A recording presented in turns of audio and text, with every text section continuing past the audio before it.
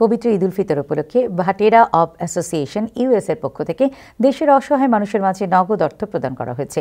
ঈদের আগের দিন মৌলভীবাজার জেলার কুলাউড়া উপজেলার ভাটেরা ইউনিয়নের ১২০ জন নরনারীর মাঝে জনপ্রতি ৩,৫০০ টাকা এবং অন্যান্য লোকদের মাঝেও নগদ অর্থ প্রদান করা হয়। স্থানীয় union chairman Syed AKM Nazrul ইসলামের তত্ত্বাবধানে ইউপি সদস্য panel chairman Saidul Islam Pakhi, Abdul Latif member, Mukhlisur Rahman, Ripon member, Monsur Ahmed Talukdar, Abdul Majid member, Riaz Ahmed, Helon member ও সেলিম মেম্বার সংশ্লিষ্টদের মাঝে অর্থ তুলে দেন। এ সময় এলাকার বিশিষ্ট জনের মধ্যে সাবেক মেম্বার আব্দুল হান্নান তালুকদার, আকমল হোসেন তালুকদার,